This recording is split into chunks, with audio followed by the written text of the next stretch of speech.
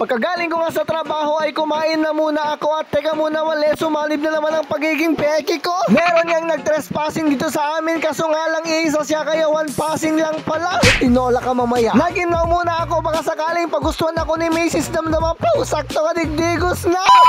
Bagong araw, bagong video na naman at welcome na naman kayo sa panibagong serye ng buhay ko bilang isang off-duty guard. Pagkagaling ko nga sa trabaho ay nadatnan ko si Mrs. na nagka-car wash. Ay, tricycle wash pala. Kung maalala nyo nga yung pinuntahan namin sa malubibit na yung daan is sobrang putik kaya naalibadbaran siyang gumamit ng aming tricy. Kumain na muna ako kasi dadalawa kami ni Mrs. Panigurado mapapalaban mamaya yung energy ko. Pero bakit ganun? Bakla naman yung gargaraw mo. Nakita ko nga yung sarili ko sa may camera, na-realize ko nag-pretty na ka talaga. Haba ng hair yan. Alam na, dabay pa kasya ng amom ay garampang. Pagkatapos ngang mag-tricycle wash ni Mrs. ay sinunod na naman niya ang maglaba at ako'y habang nagpapalpa may simrek sa aming kusina. Idarom ko sana ito ng trespassing kaso nga lang isa siya kaya ikinorner ko na lang muna. Okay sa bakas lakait ko si Tinola. Pero nakita ko at na-realize ko na meron pala siyang anak na binubuhay kaya pinakawalan ko na lang muna. Better luck next time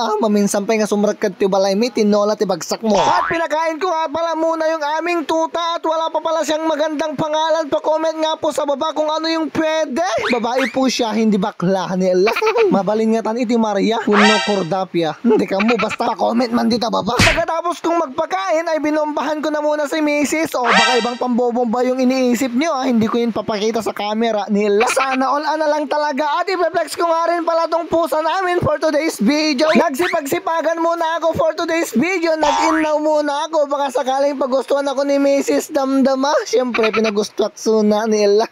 Malesen iti trabaho na di pagustuhan na mo Damdama. Uy sana all. Sa part nga na to mga beshi wagnes ko na-realize ko na ang bilis-bilis ko talaga palang magtrabaho kapag naka-timelapse tong cellphone ko. Kastahan no trabaho alisto garaw ti makautog ba nila tila de bagbagam George. Pagkatapos ko ang mag-innaw ay tumakder na ako pero naramdaman ko medyo tumatanda na pala talaga ako. Simagat yung sikat ko. Pero okay lang yan kahit tumatanda na tayo basta ang importante yung mahalaga. If ever man na maglupay pa itong ano ko, nandito naman si Dent at Pharmacy na handang magbigay ng robust no ko. Nila sana all manun speaking of robust mga beshi wagnas ko sakto ka digos ni Bagat pa mapalaban man yung tatumtumangan na. Napagod at nagutom nga kami sa dami ng aming ginawa pero hindi pa ako nakaka-score nila kaya pikas dyan. Kaya nga naman pumunta muna kami dito sa may Narding Talibaba para bumili ng aming pagpapigsa. Gusto ko sanang bumili ng saka ng manok kaso nga lang ayaw nilang magtinda ng puro kaliwa. Sa nga banguslatan natin nalamin. Pagkatapos ko ang makaliskisan ay hiniwa-hiwa ko na to ng maliliit kasi mas masarap daw yung hiwa kapag basikip ay basit nila.